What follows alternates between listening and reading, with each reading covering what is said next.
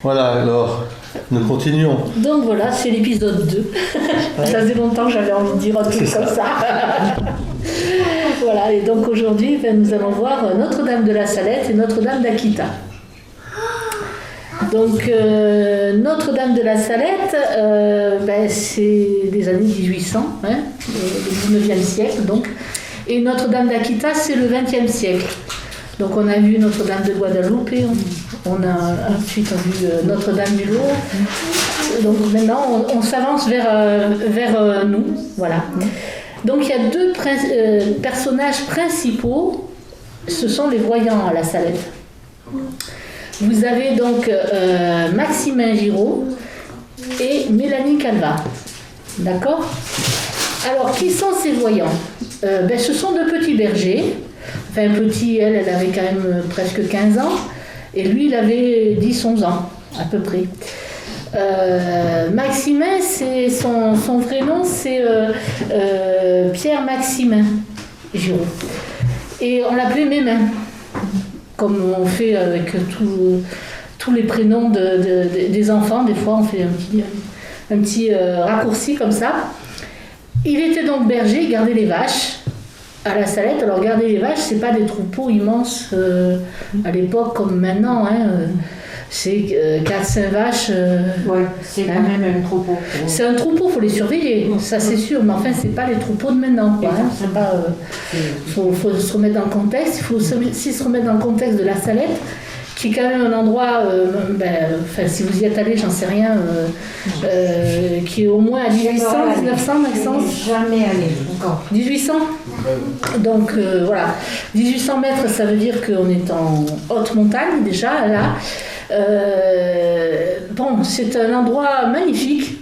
Enfin, je pense que si vous y allez, vous verrez. On voit qu'on est en hauteur parce que les arbres se font très rares. Il y a des prairies J'ai vu extrêmement belles. Voilà, ça c'est la Salette. Donc Maximin et Mélanie, tous les deux sont originaires de Corse. C'est un petit village qui était en dessous. La Salette, c'est dans l'Isère, mais c'est limitrophe aux Hautes-Alpes. Donc vous voyez, il y a le Lot qui est dans les Hautes-Alpes, il y a la Salette qui est dans l'Isère, mais en fait c'est quoi, 80 km qui les séparent à peu près. Ah d'accord. Ouais, quelque chose comme ça, moi. C'est pas une très grande distance. À peu près, Maxence. Juste de parler, mais c'est pas si loin que ça. C'est pas si loin que ça, quoi. Enfin, moi j'ai 80. À l'eau et le Lot. Distance de l'eau à la Salette, ouais, c'est pas énorme, mais c'est la montagne. Voilà. Donc le père de Maximin était charron. Il perd sa maman très jeune. Et son père se remarie, il est donc élevé par son père et sa belle-mère. C'est un enfant qui a ce qu'on appelait avant la bride sur le cou, c'est-à-dire que il fait un peu ce qu'il veut, il est vous voyez ce que je veux dire. Donc il a son caractère, il est chahuteur, il est très agité, voilà. Mais c'est un enfant, quoi, un enfant. Et donc il est placé dans une famille, dans une ferme pour garder les vaches. Mélanie, elle est née le 7 novembre 1831. Elle s'appelle en fait Françoise Mélanie Mathieu, à l'état civil, Calvat. Voilà, c'est comme ça. Donc elle a un père maçon et une mère, Julie, qui est assez portée sur les sorties, vous voyez, qui aime bien la fête, les choses comme ça. Et Mélanie, elle, c'est une enfant qui aime la solitude, qui est complètement différente de sa mère, mais alors vraiment à l'opposé. Et donc il y a tout de suite un problème de compatibilité d'humeur entre les deux, entre la maman et l'enfant. Parce que justement, la maman ne comprend pas que sa fille s'isole. Et la petite, elle a besoin de calme. Donc la petite, elle a du mal à s'intégrer avec les autres, elle a du mal à parler avec les autres. C'est quelqu'un qui aime bien jouer seul, et qui aime jouer avec les fleurs. Voilà. Elle aime beaucoup les fleurs. C'est quelque chose qui... Donc, elle aime les fleurs. Elle a une habitude, Mélanie, c'est de construire des cairns. Je ne sais pas si vous savez ce que c'est, mais en montagne, il y a peu de repères à certains endroits, il y a peu de repères. Donc on prend des cailloux et on fait des empilements de cailloux, vous voyez, pour que justement ça puisse faire un repère en montagne. Vous voyez ? Voilà, donc elle a cette habitude et depuis toute petite, en fait, elle a son frère Jésus dans sa vie. Elle a la Vierge Marie, elle vit avec le ciel, quoi.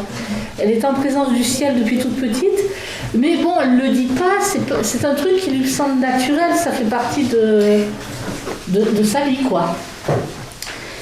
Et elle a donc une habitude de faire des cairns. Alors elle, ce qu'elle fait, c'est qu'elle fait une pièce en bas, vous voyez, dans son monticule, elle fait une pièce en bas où vivent les gens pour elle, puis elle met une grosse pierre comme ça, et le dessus, c'est le paradis. Et le paradis, elle le couvre de fleurs. Vous voyez ce que c'est sa façon de jouer en gardant les vaches. Voilà. Bien évidemment, ni l'un ni l'autre ne sont allés à l'école. Aucun des deux. Hein. C'est pas tellement le lieu où on va à l'école. Hein. Comme vous savez qu'à 10 ans, on est déjà placé, même à partir de 7 ans, on est placé pour faire berger. Vous imaginez bien que l'école... Hein. Il parle le patois local.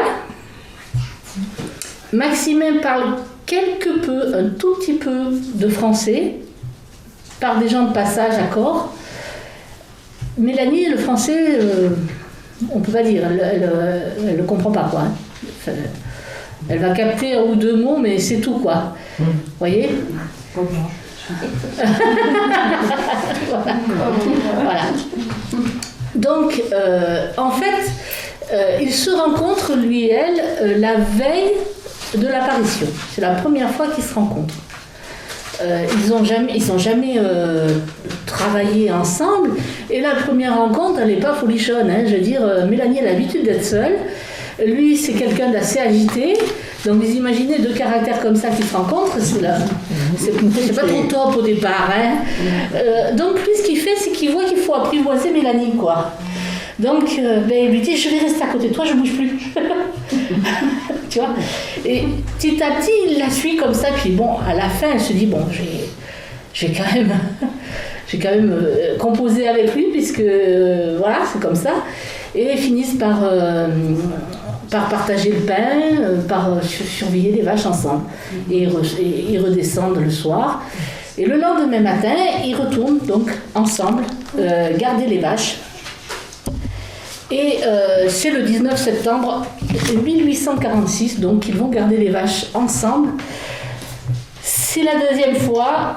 Et ben voilà, la matinée commence comme d'habitude, c'est-à-dire que bon, ils installent les vaches et ils commencent un petit peu à jouer avec, toujours pareil, hein, ils s'adaptent au jeu de Mélanie, qui construit à nouveau un cairn. Hein, des pierres, donc, avec sa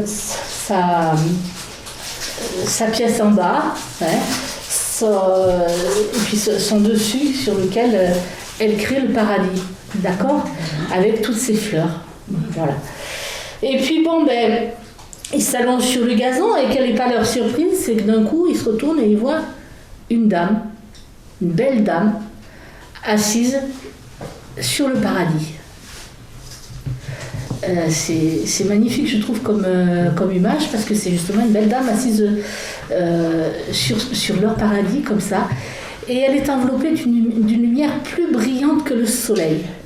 Donc ça doit vous rappeler des choses. Hein. Vous avez vu qu'à Guadeloupe, hein, vous avez vu aussi qu'à Olo, la Vierge est enveloppée d'une lumière plus brillante que le soleil. Et elle pleure. Les larmes coulent. Et elle leur dit, si mon peuple ne veut pas se soumettre, je suis forcée de laisser aller la main de mon fils. elle est si lourde que je ne puis la retenir. Donc vous voyez là, l'avertissement est assez clair. Donc elle va leur parler du travail du dimanche, puisque à l'époque, déjà, il y a un problème avec le travail du dimanche. Les paysans, plutôt que de se livrer à des activités qui leur permettent d'approfondir leur foi, etc., ils vont au champ, ils vont travailler, etc. Et ils sont pas du tout... ils sanctifient plus le dimanche, quoi. Pas tous, hein, ça ne veut pas dire que... Hein, mais c'est la tendance. Et ça va pas. Elle leur dit tout de suite, moi, on vous a donné 6 jours pour travailler, 1 pour sanctifier le Seigneur. Il faut sanctifier le Seigneur. Donc elle rappelle quelque chose de très important, c'est les commandements. Vous voyez ? Et ensuite, elle leur parle de tout ce qui est juron et blasphème. Et que c'est vraiment quelque chose qui exaspère son fils, parce que chaque fois que quelque chose va mal, il y a un juron qui part. Ou alors, quand on a un problème, on dit « mais qu'est-ce que j'ai fait au bon Dieu ?» Vous savez, cette fameuse... Et on rend le bon Dieu responsable de choses qui... en fait, toujours de ce qui va mal. Voilà. Hein, en gros, le respect de Dieu, là... Donc on est toujours dans les commandements. Hein. Vous remarquez. Et donc elle dit ça, tout ce qui blesse son fils comme ça, elle, ça la fait pleurer parce qu'il a fait un énorme sacrifice sur la croix. Et que les hommes en sont bien éloignés. Et puis elle se tourne vers Maximin, et là Mélanie n'entend plus ce qu'elle dit. Elle donne un secret à Maximin. Et ensuite elle se tourne vers Mélanie, et là cette fois-ci c'est Maximin qui n'entend plus, et elle donne un secret à Mélanie. D'accord ? Voilà. Elle leur parle bien sûr des raisins qui sont pourris, des récoltes qui sont massacrée, de la famine en gros qui va arriver, hein, puisque elle rappelle à Maximin, mais tu l'as vu que les blés étaient... tu l'as vu ça, donc c'est ce qui va arriver, attention, c'est... voilà, elle met en garde. Hein, et puis elle demande aux enfants s'ils prient comme il faut. Et moi, j'aime beaucoup ce passage où Maximin lui dit... elle lui dit, tu fais ta prière voilà. Des fois. Pas toujours. Et donc, Maximin, du coup, il avoue que c'est pas trop...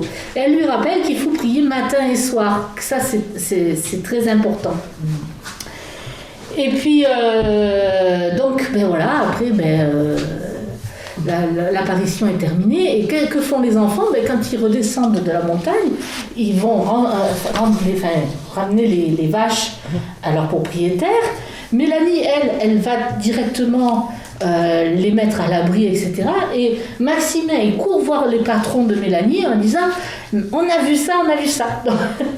Donc du coup, quand Mélanie se présente « mais t'étais où Maximin ?» J'ai rangé les vaches. Oui, mais Maximin nous raconte que... Ah ben oui, je vous confirme qu'effectivement, on a bien vu... alors, qu'est-ce qu'on va faire ? Il voit avec les voisins, qu'est-ce qu'on va faire ? On va parler au curé. Le lendemain, le curé les reçoit, les enfants, et puis, c'est ce qu'on a vu. On a vu une belle dame, et quand il entend le message, le curé comprend tout de suite que c'est la Vierge. Et la première chose qu'il fait, c'est de dire, dans son homélie, dès la messe qui va suivre, que attention, il faut sanctifier le dimanche, il faut arrêter, la Vierge a prévenu. Voilà. Et à partir de là, s'enclenche le mécanisme qui va aller jusqu'à... on va étudier pendant 7 mois, si mes souvenirs sont exacts, les propos de Mélanie et de Maximin, et ça va aller à la reconnaissance de l'apparition. Alors, que sont devenus après ces enfants ?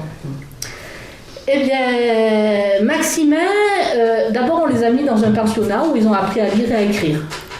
Hein, puisque, voilà, on leur a appris des choses qu'ils ne connaissaient pas. Hein, voilà. Et puis après, Maximin a voulu faire d'abord prêtre. Il a voulu rentrer dans un séminaire. Et puis on l'a exclu du séminaire parce que il était le voyant de la Salette. Voilà. Donc on considérait que les gens allaient venir le voir, non pas pour voir Dieu, mais pour voir le voyant de la Salette. Ensuite il a voulu faire médecin et on l'a exclu parce qu'il était le voyant de la Salette. Parce qu'on considérait que les gens viendraient le voir, non pas pour se faire soigner, mais pour voir le voyant de la Salette.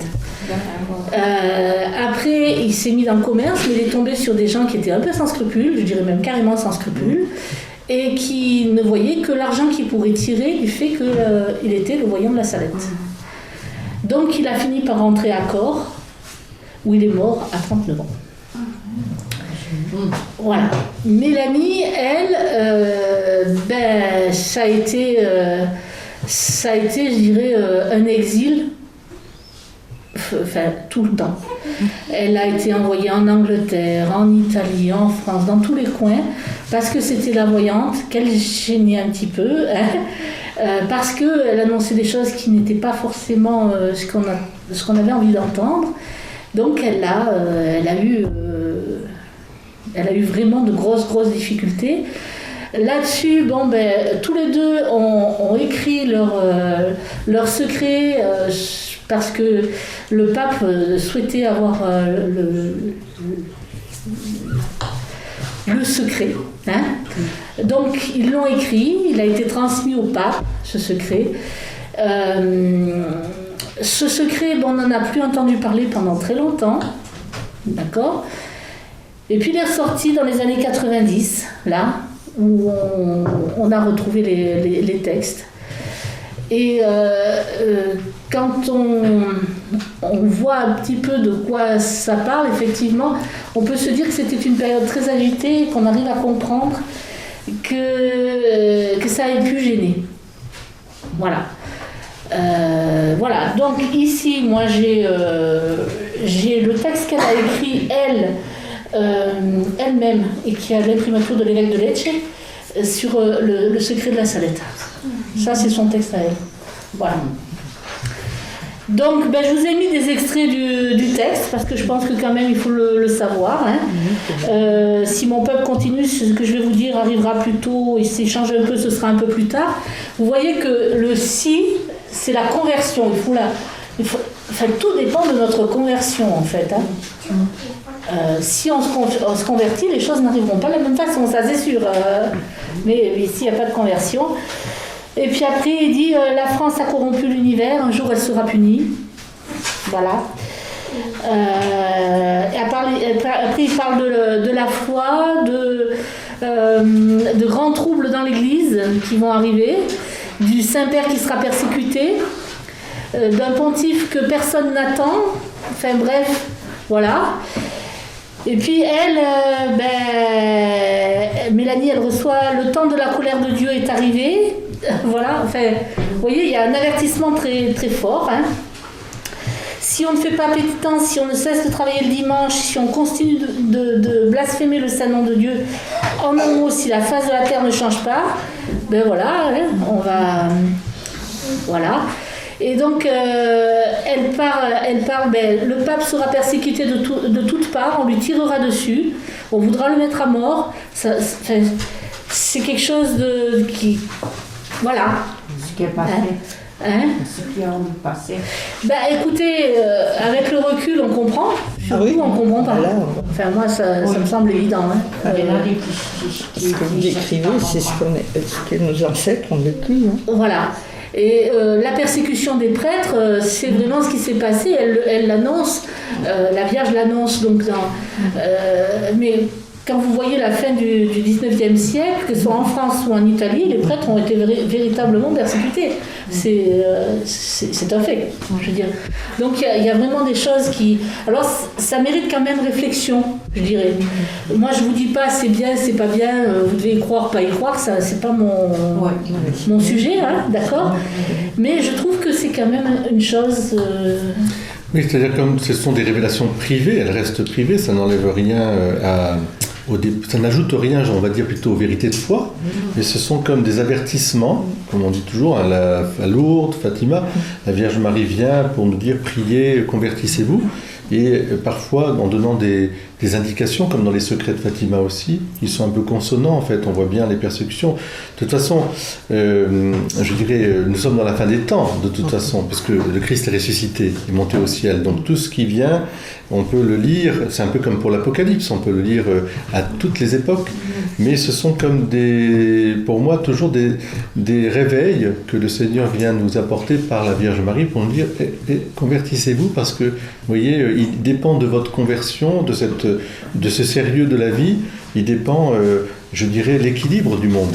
Et on voit que quand l'équilibre bascule dans le matérialisme et puis dans tout le reste, on voit bien, quand le christianisme n'est plus, je dirais, n'est plus finalement œuvre de civilisation, on retombe dans la barbarie la plus incroyable à tout point de vue, et puis il y a d'autres barbaries qui arrivent.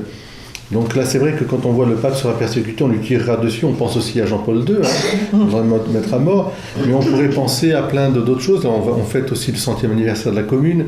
Il y a et là, les prêtres, il y a un certain nombre de prêtres qui ont été tués. Bien sûr, énormément de prêtres, mais bon, à la Révolution, mais aujourd'hui, vous avez des prêtres, des religieuses qui sont enlevés, qui sont martyrisés, des communautés entières, donc... Voilà, et en même temps, il y a des dangers. Voilà, il y a aussi une espérance dans ces messages. Absolument. Donc, parce qu'elle parle justement du temps où après, il y aura un relèvement. Il y aura un relèvement. Donc moi je dirais que c'est pas négatif, mais ce qui m'a frappé dans les trois messages, puis même dans celui d'Akita, c'est que c'est la Vierge de l'Apocalypse. Telle qu'elle est vue, telle qu'elle est représentée, telle qu'ils en parlent, on a l'impression d'être toujours dans le même chapitre de l'Apocalypse, on avait parlé la dernière fois, où on voit la Vierge qui apparaît avec la lumière, etc. quoi. C'est frappant de voir que c'est la même description. C'est frappant aussi parce qu'elle a, vous vous souvenez qu'elle avait un crucifix, la Vierge, autour du cou, et là elle apparaît avec un crucifix autour du cou, et sur ce crucifix il y a justement Jésus en croix bien sûr, et il y a un marteau d'un côté, une tenaille de l'autre, les instruments et donc quand vous irez à la Salette, vous verrez que systématiquement la croix qui est représentée, d'ailleurs elle est ici, hein, oui, même si elle est toute petite, vous voyez qu'elle est représentée avec une tenaille et un marteau. Les instruments du supplice aussi, la crucifixion. Elle est grande, toi qui y allais. Oui, mais enfin, on voit, c'est petit quoi. Donc, on voit. La petite, oui, la photo est petite, mais la croix est très grande. Oui, bien sûr, j'imagine. On voit bien la tenaille et le marteau. Je ne sais pas les dimensions. Hein. Peut-être 5 mètres d'eau. Peut-être 5 mètres d'eau. Moi, là, je ne me prononce pas, j'ai aucune notion des distances. D'accord ? Donc on voit quand même des choses. En plus, elle est représentée, là vous avez une belle photo d'elle que je vais montrer. Elle a la couronne de fleurs autour de la tête. Oui. D'accord. Et si vous avez d'autres photos, on voit que sur une autre photo, je ne sais pas si je l'ai mise, ouais, ici, mais là vous la voyez mal. Parce que sur cette photo-là, vous voyez qu'elle est droite, elle a la couronne de fleurs sur la tête et à ses pieds, il y a un tapis de fleurs, quoi. Et c'est vrai qu'elle apparaît aussi avec les fleurs. Donc vous vous souvenez qu'à Guadeloupe, les fleurs, c'était important. Vous vous souvenez qu'au Lot, les fleurs, c'était important. Et bien là encore, les fleurs, c'est important. Fatima, c'est notre âme des roses aussi. Hein, donc vous voyez qu'il y a toujours des signes qui font qu'on reconnaît quand même que c'est quelque chose qui est en lien avec le ciel, quoi. Voilà. Voilà, personnellement... Non, pour la Salette, c'est très bien. Je pensais que justement, Pierre Ovise a été élevé aussi par les Pères de la Salette. Donc il y a toujours un très grand sanctuaire, il y a une très belle accueil, vous avez voilà, donc quelque chose qui continue, une source.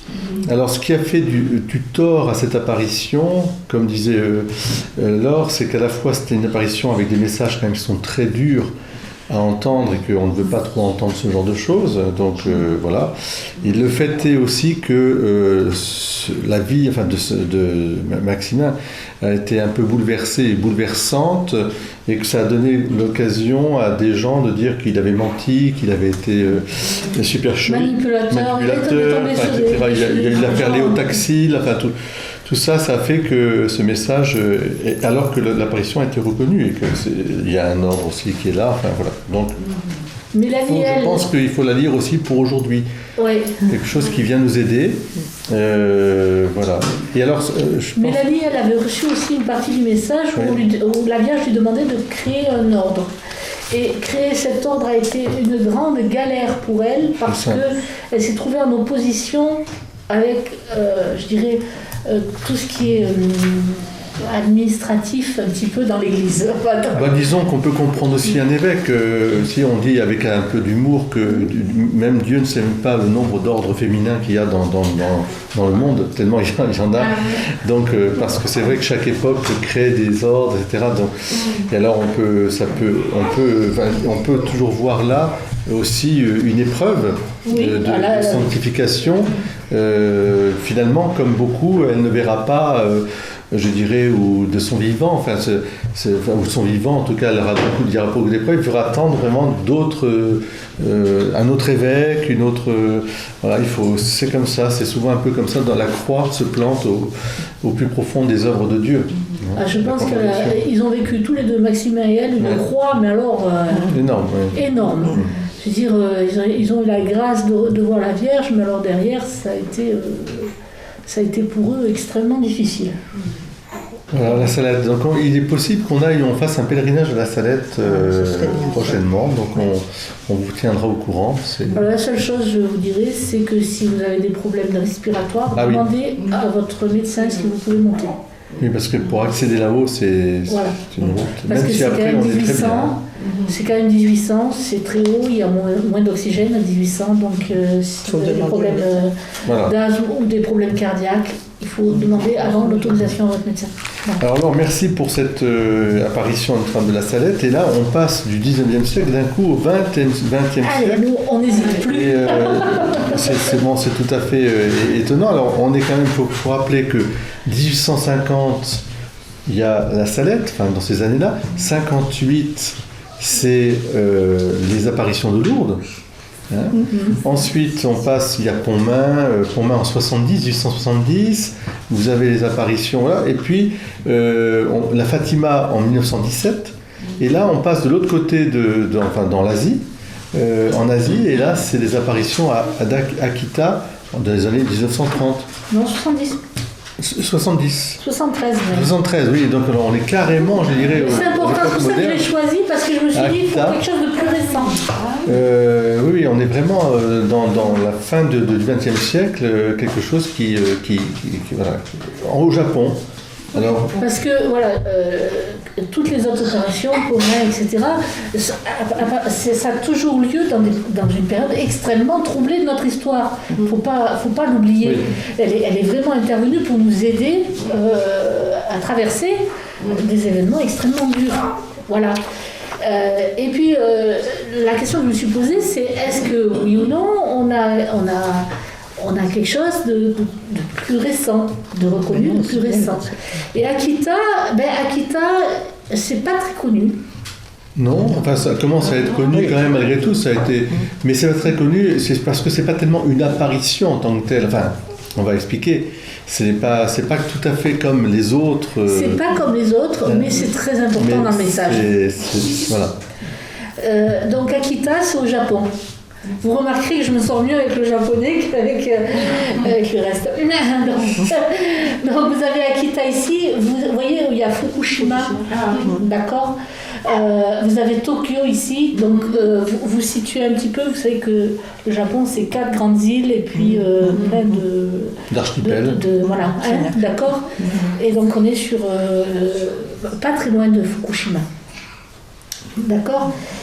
Donc à l'origine, c'est une statue. Cette statue, c'est la statue que vous avez ici, là, voilà. Oui. Hein, ici. D'accord. Elle a été, au départ, elle a été due à une apparition qu'il y avait eu, je crois que c'est la Hollande, en Hollande, et cette apparition avait donné lieu à la statue qu'on avait représentée là, et qui est Notre-Dame de tous les peuples. D'accord. Et notre voyante qui s'appelle, vous allez voir, je suis vachement douée pour le Katsuko Sasakawa. Et on ne refait pas, hein, d'accord, qui est devenue sœur Agnès. Et je trouve qu'elle a eu bien fait de devenir sœur Agnès. C'est mieux pour moi. Donc, c'est elle qui va avoir ces manifestations surnaturelles, d'accord. Sur une statue, donc, qui avait déjà été une image de la Vierge apparue à Amsterdam entre 1945 et 1959, Aïda Piederman. Aïda Piederman. C'est Notre-Dame de tous les peuples, donc. Et il se trouve que les sœurs qui avaient là-bas ont eu une image de cette statue, elles l'ont trouvée magnifique, d'accord, et elles ont demandé à un sculpteur local, bouddhiste, de faire la reproduction de cette statue. Donc il a fait la reproduction de la statue qui a été placée dans le sanctuaire. Sœur Agnès, donc, elle naît en 1931. C'est une prématurée, donc elle a déjà beaucoup de problèmes de santé. À 19 ans, elle est victime d'une erreur médicale lors d'une appendicectomie. Voilà, donc on lui enlève l'appendicite, ça ira mieux. Et elle reste paralysée pendant 16 ans. Et elle doit subir une vingtaine d'opérations. Donc c'est quelqu'un qui a déjà eu beaucoup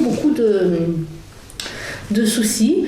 Et c'est au cours de ces hospitalisations qu'elle rencontre une infirmière chrétienne et qui va lui parler de telle manière qu'elle va rencontrer le Christ, quoi. Et elle va demander donc sa conversion. Elle était issue d'une famille bouddhiste, hein, d'accord. Et elle reçoit le baptême en 1969 sous le nom d'Agnès. C'est pour ça qu'on l'appelle Sœur Agnès. Elle commence par rentrer au couvent Notre-Dame de Junshia, hein, on va dire ça comme ça, à Nagasaki. 4 mois plus tard, elle tombe dans le coma pendant 10 jours. Et c'est de l'eau de Lourdes qui la sauve. Donc elle découvre la communauté dans laquelle elle va rentrer, hein, et elle demande à la rejoindre. En attendant, elle enseigne le catéchisme dans une école catholique, hein, et dans une paroisse aussi. Et elle devient sourde le 16 mars 1973. Elle apprend à lire sur les lèvres, donc elle retourne à l'hôpital, elle apprend à lire sur les lèvres, etc. Et on lui demande de rentrer un peu chez ses parents parce qu'il faut un temps d'adaptation. Et ses parents qui n'acceptent pas vraiment sa conversion, on va dire ça comme ça, hein. Mais finalement, elle reçoit l'autorisation de rentrer dans la communauté qu'elle a choisie le 12 mai 1973. Dans cette communauté, la première chose qui va se passer, c'est qu'elle va recevoir le stigmate dans la main. D'accord ? Elle va avoir une croix qui va se mettre dans la main. Ok ? Et son ange gardien lui dit alors, ne crains pas, ne prie pas seulement à cause de tes péchés, mais en réparation de ceux de tous les hommes. Le monde actuel blesse le très saint cœur de notre Seigneur par ses ingratitudes et ses injures. On retrouve encore la blessure de Marie est beaucoup plus profonde que la tienne. Maintenant, allons ensemble à la chapelle. Et là, son ange gardien va l'accompagner régulièrement. Donc on ne peut pas dire qu'il n'y a pas d'apparition, parce qu'effectivement, elle voit la Vierge, elle voit l'ange gardien. Non, elle a un ensemble. Hein, c'est... Voilà. Car elle... Oui, elle a quelque chose qui est personnel à elle, qui la prépare. Mais ensuite, je dirais le message et ce qui va toucher les gens n'est pas dans un style d'apparition habituel, mais va être lié à un objet sacré, une statue en l'occurrence. Mais de fait, elle a une vie mystique, elle a une vie, je dirais, d'union au cœur de Jésus, au cœur de Marie, avec son ange gardien, qui rappelle d'ailleurs un peu aussi les apparitions de Fatima, puisqu'on sait que les enfants ont été préparés aux apparitions de Notre-Dame par l'ange du Portugal qui venait les visiter en 1916 avant les apparitions de 1917, du 13 mai 1917.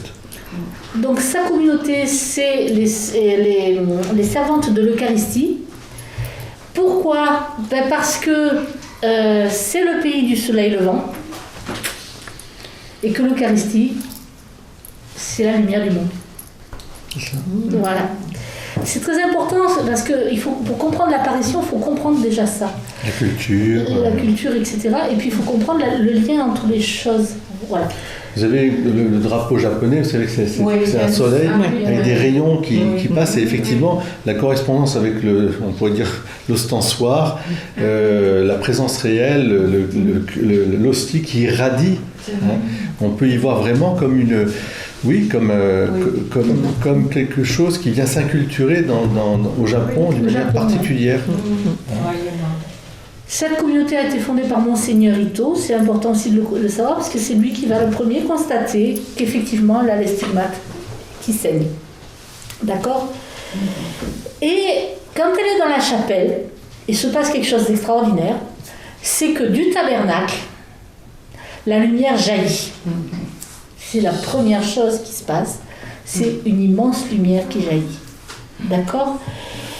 Et à partir de là, elle va se retourner vers la Vierge qui va apparaître, bien que ce soit une statue, elle aussi dans la lumière. Hein, et petit à petit, il va y avoir les manifestations surnaturelles. Et dans ces manifestations surnaturelles, il va y avoir, parce que vous voyez, la Vierge, elle a les mains comme ça. Hein, il va y avoir une croix qui va apparaître dans la main de la même façon que pour la sœur Agnès, d'accord?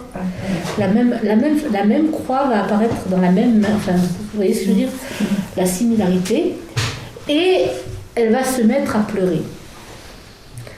La Vierge va se mettre à pleurer. Donc, vous voyez le lien aussi avec la Salette. Elle pleure toujours. Elle pleure, d'accord? Les larmes coulent. Alors, c'est important de le savoir.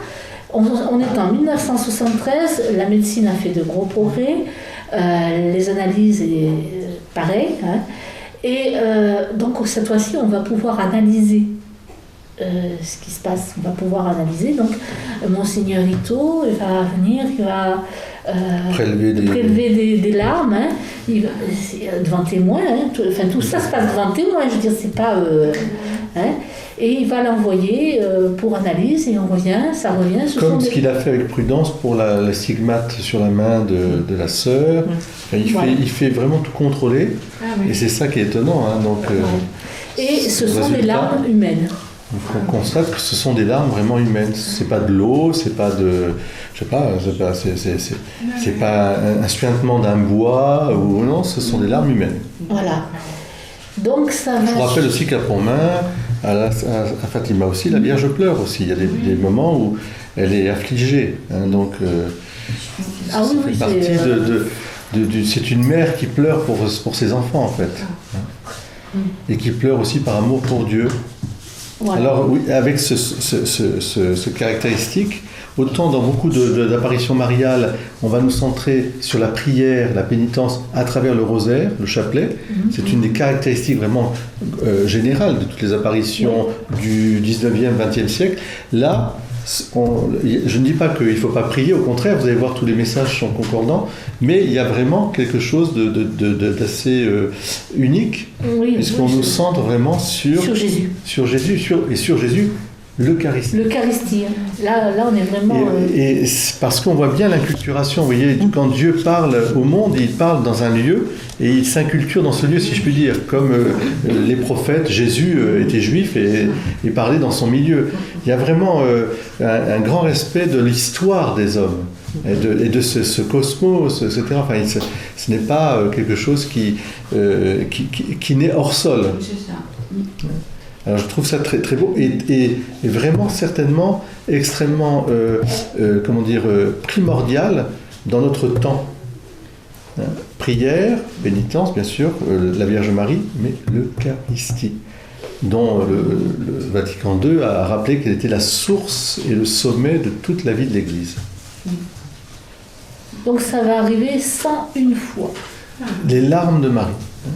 101 fois. Elle pleure 101 fois. Devant témoins, une fois même devant la télévision. Ça qui était dure venue, pendant... ça dure de 1973 oui. à 1980 et quelques, ouais, 81. Donc c'est pas qu'une fois, 101 fois, c'est énorme. Devant témoins, devant la télévision, vraiment quelque chose d'inoubliable, quoi. Ce qui fait que là aussi, je crois que l'apparition est reconnue très vite. Alors oui, Monseigneur Ito, ça arrive devant lui quand même aussi. Oui. Donc, c'est un peu comme pour Juan Diego et devant l'évêque. Là, ça arrive devant lui. Voilà. Donc il reconnaît et il va même présenter devant Monseigneur Ratzinger ce qui s'est passé, les messages que la Vierge a envoyés. Et Monseigneur Ratzinger, excusez-moi, vraiment l'accent n'est pas bon. Qui est cardinal, qui est à l'époque, tout devient et déjà le président de la congrégation pour la doctrine de la foi. Voilà. Le numéro 2 du Vatican, et qui viendra pas Benoît XVI. Donc c'est lui qui est chargé aussi par le pape Jean-Paul II de vérifier l'authenticité des messages de la doctrine, on va dire. Voilà. Et donc le cardinal, quand il revient, il a étudié les choses, il a dit c'est le message de Fatima, donc... Il n'y a pas à épiloguer, Voilà. Donc ça a été reconnu jusqu'en haut, quoi. Donc le premier message du 6 juillet 1973 à Notre-Dame d'Akita, c'est un appel à la prière et au sacrifice pour la gloire du Père et le salut des âmes. Donc, la Sainte Vierge demande à Sœur Agnès donc, de prier pour le pape, les évêques, les prêtres, et elle lui promet à la fin la guérison de sa surdité, qui se produira donc 9 ans plus tard. D'accord, à la fin. Tout à la fin. Voilà. Quand elle saigne, la statue, parce que la statue saigne aussi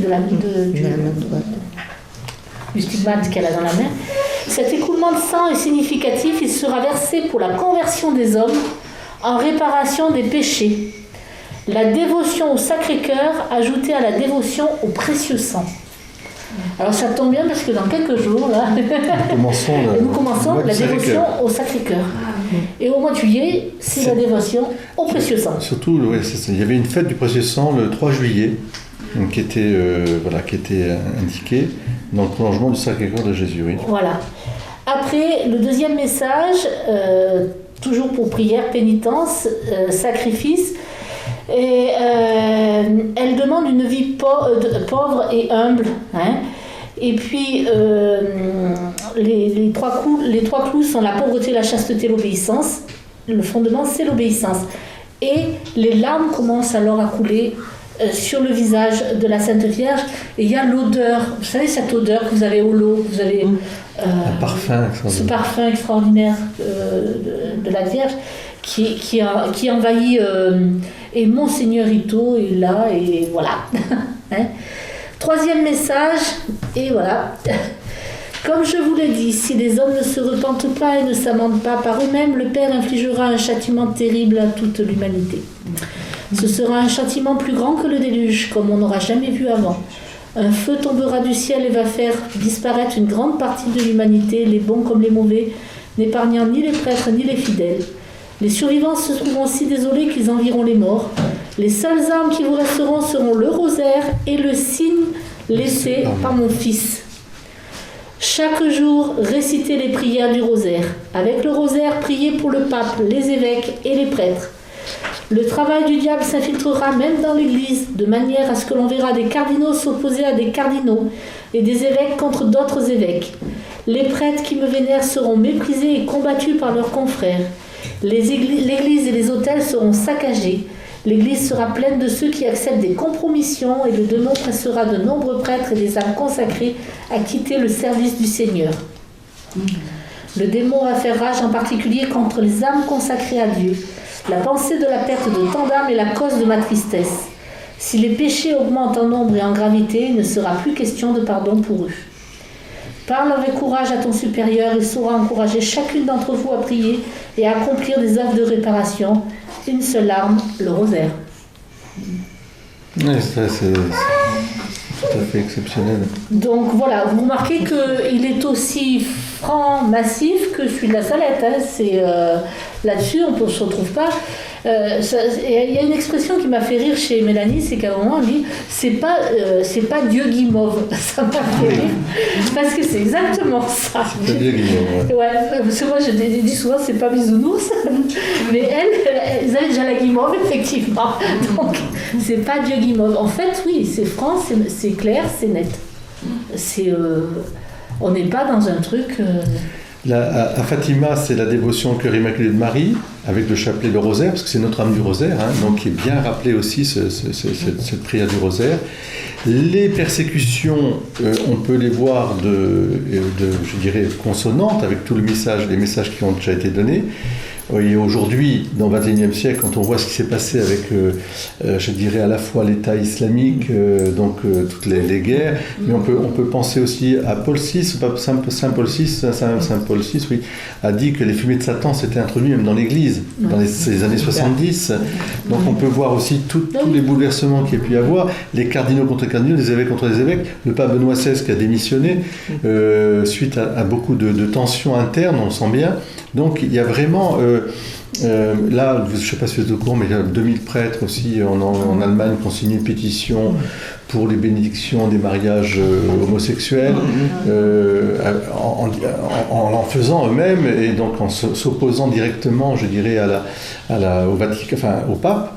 Donc il y a vraiment des menaces, des déchirements, et ce qu'elle dit simplement, c'est qu'il faut revenir à la prière, prier pour les prêtres, évidemment les âmes consacrées, etc., mais prier le rosaire, prier aussi, je dirais, de la dévotion à l'Eucharistie. C'est ça le signe le signe dont elle parle, c'est ça. C'est l'Eucharistie, ce soleil levant. Et puis, c'est vrai que Japon, Fukushima, enfin, on sait ce qui s'est passé à Fukushima, et c'est un avertissement aussi qu'il peut se passer des choses, je dirais, peut-être encore plus graves pour le monde entier. Parce que là-haut, au-dessus de notre tête, il y a plein de choses qui se baladent. Et sur toutes les centrales nucléaires, là on parle des centrales nucléaires, évidemment, de la bombe atomique, ce sont des feux qui peuvent détruire d'un coup Et les volcans qui se réveillent alors. Et alors, actuellement, alors c'est vrai, mais vous voyez comme quoi, en fond, tout cela est je dirais, dans l'Apocalypse déjà, d'une certaine manière. On nous dit un peu tout cela. Ça veut dire que nous sommes encore une fois, dans la fin des temps. Mais ce qui est le plus important dans le message, c'est l'appel à la conversion. Parce que par ce moyen, comme dit la Vierge Marie à Fatima, les âmes seront sauvées.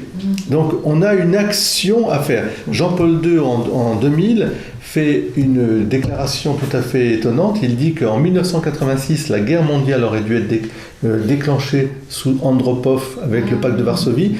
Tout à coup il y a une explosion dans une base à Mourmansk, tout à fait le 13 mai, inattendue en 86, où toutes les armes qui étaient là explosent. Et la guerre n'a pas eu lieu. Il y a des guerres larvées, il y a des guerres, disons, sur certains territoires, mais il n'y a pas de guerre mondiale. Et donc, on voit bien que ce sont des avertissements pour nous dire, voilà, corrigez-vous, on peut, parce que c'est nous qui sommes aussi des instruments, comme le corps du Christ, le cœur de Jésus, dans son humanité, a été un instrument de l'amour de Dieu parmi nous, et l'Eucharistie, c'est ça.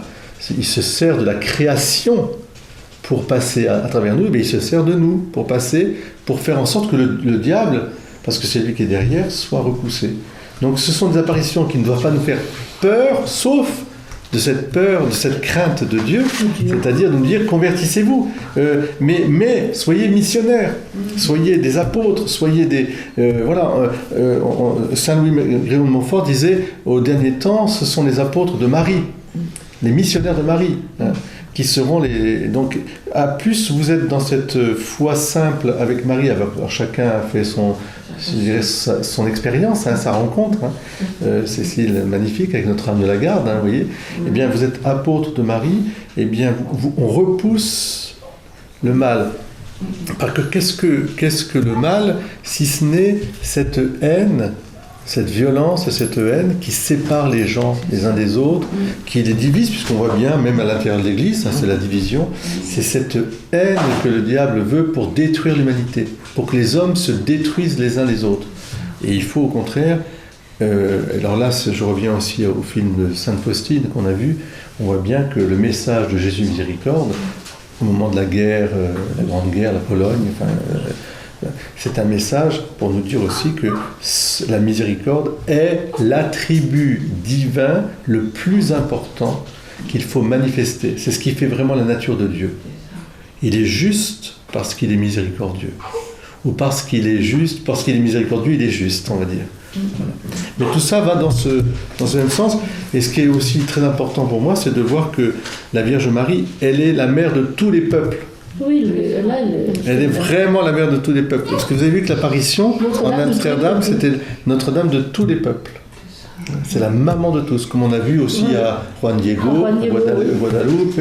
Vous remarquez la continuité, je dis, il n'y a pas de... Et en plus, j'ai l'impression quand même que ces apparitions, nous pouvons vraiment les comprendre que maintenant.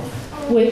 Grâce aux moyens que nous avons, parce que par exemple Guadalupe, on n'aurait jamais imaginé ce qu'il y avait sur cette Ilia, cette femme enceinte, tout le problème de la vie que l'on détruit, l'écologie, enfin il y a tout ça, c'est lié. Les fleurs, c'est pas pour rien qu'il y a des fleurs, c'est pas pour rien que c'est pour nous dire, mais attendez, cette création, vous êtes en train de la détruire, cette création. Et derrière, c'est bien sûr le diable qui veut détruire la création et l'humanité au cœur de cette création.